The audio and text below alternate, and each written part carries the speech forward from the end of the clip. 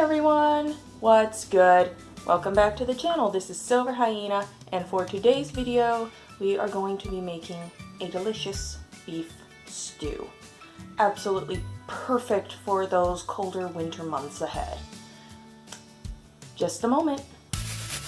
Alright, so the first thing you are going to want to do is to peel and chop up your potatoes. Now then, while potatoes are one of the main staples of this, you can use just about any assortment of vegetables that you want. Parsnips work, bell peppers, carrots. Get creative. A little bit of lemon juice will help keep the potatoes from oxidizing because nobody wants brown potatoes in their stew. Put in the lemon juice, just fill up your bowl with some water, and that helps keep the potatoes from oxidizing. Pro tip.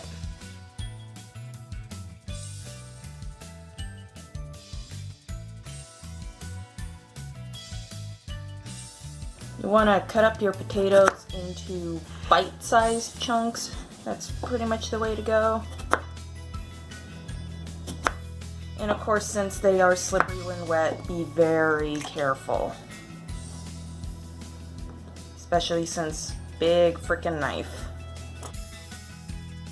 Alright, so we got some carrots up next. Look at those. Those are some nice looking carrots. This one in particular is dummy thick. That carrot's thicker than I am.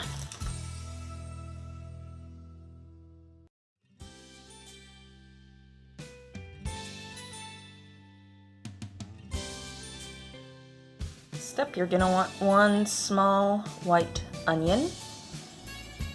Oh wow, you guys can't smell this, but this little onion is strong.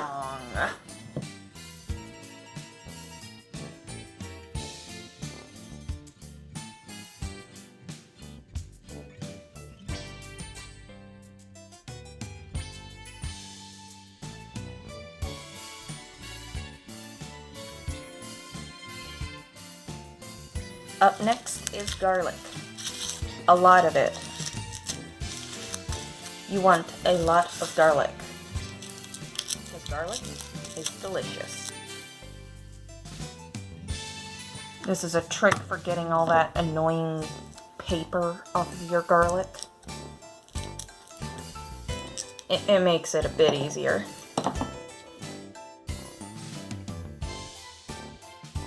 Cut off the ends. Okay, I guess this one you didn't need to smash it down. But smashing it with the knife edge, or I should say the flat of your knife, excuse me. Now it's time to mince up all that lovely garlic.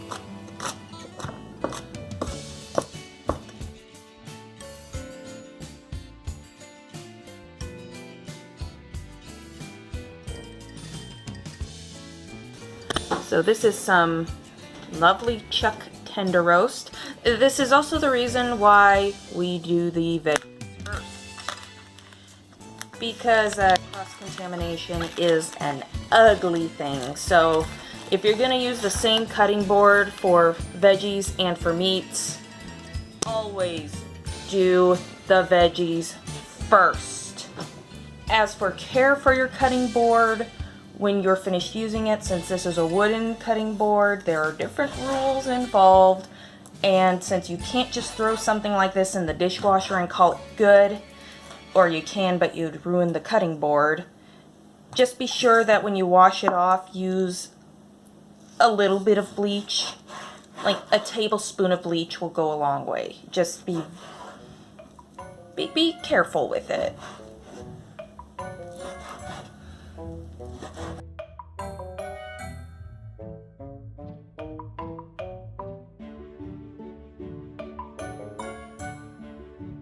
You're going to want to get yourself a little bit of flour for browning the beef.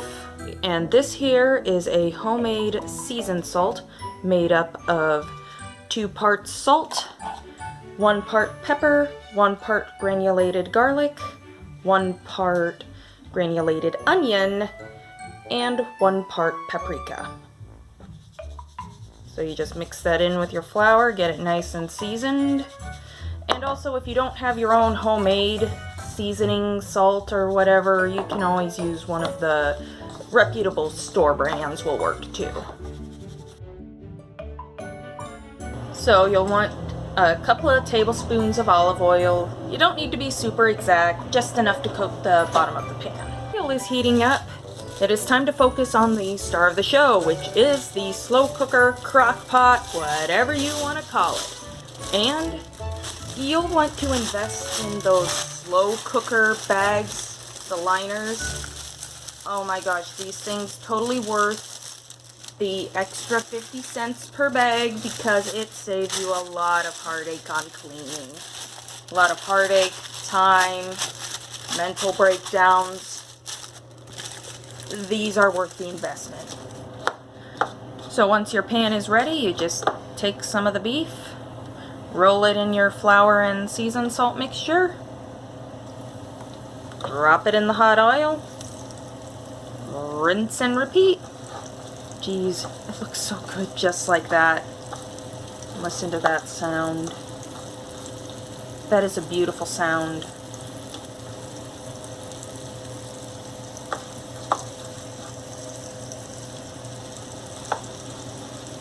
And the reason why you want to include flour with your seasoning is because the flour will act as a thickener for the slow cooker. It'll make your stew nice and rich. You'll notice if you forget the flour, trust me. Look at that. Oh, it's beautiful.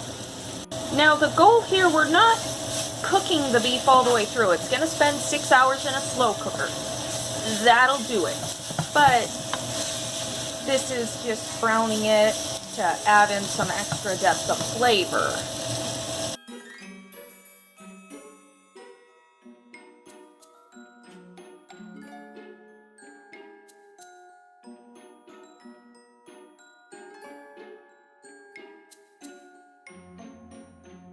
Once it's done, just pour it into your slow cooker and rinse and repeat until all of your beef is used up.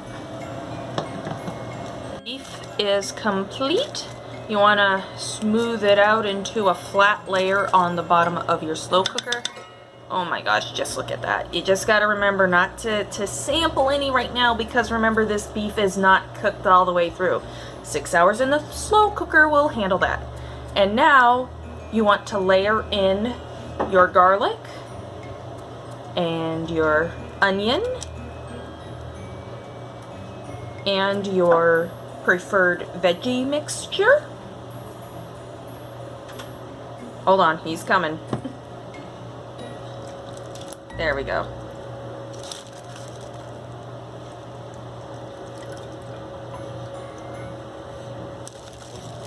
And you just want to layer it in there, rinse and repeat. That way the flavor seeps through to everything.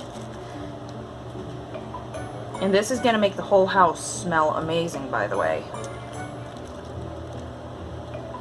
The slow cooker is a truly wonderful thing. Every kitchen should have one. I mean, well, yeah, it takes some work up front. You get it all done, then you just set it up, and then by the time dinner time rolls around, hey, it's already done. Oh yeah, feel free to season with some extra salt or extra pepper, depending on your taste.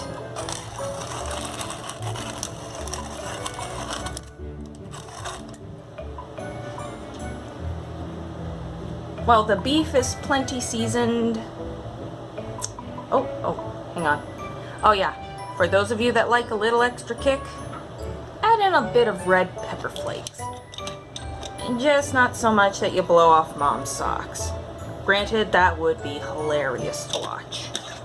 Another pro tip, very important to remember, is that the root vegetables like your potatoes, carrots, parsnips if you got them, the thicker, sturdier root vegetables, they can handle the 6 hour cook time. However, if you opt to have things like bell peppers, peas, or squash, softer veggies, you'll want to add those in about the last hour or so of cooking, because if you put them in for the full 6 hours, they are just gonna dissolve.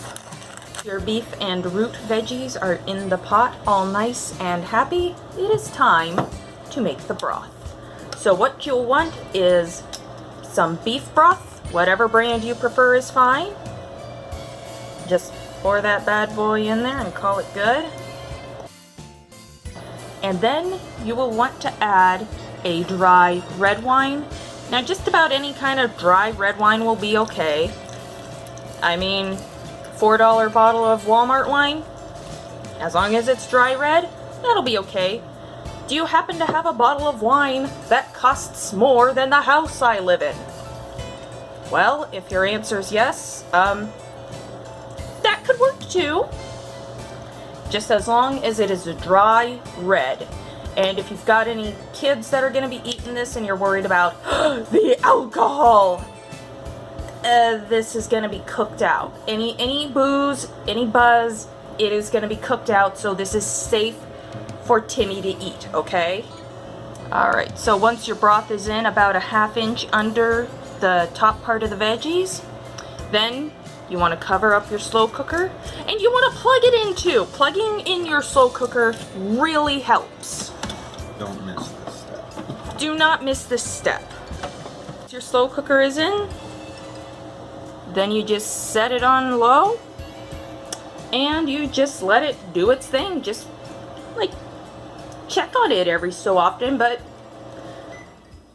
it's good to go. Okay, so it has been about 6 hours. Oh my gosh. I wish you guys could smell this. It just smells so good. Oh my gosh, that just looks amazing. Just look at that. Oh my gosh, I cannot wait for this. Alright, here goes.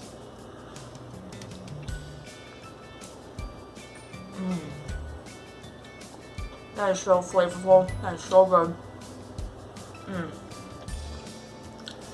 The beef is so tender. It's wonderful.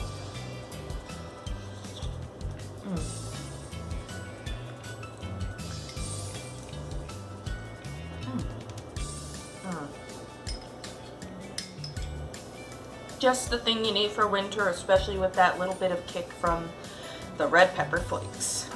Anyways, I'm afraid that's all the time we have for today. Please leave a like if you enjoyed this video, and subscribe to the channel if you haven't already. Also, let me know if you decide to try this stew or any kind of suggested variation down below. I would love to hear what you guys have to say. Anyways, this is Silver Hyena signing off, and I hope that you all have a wonderful rest of your day. Try to stay warm this winter. Bye!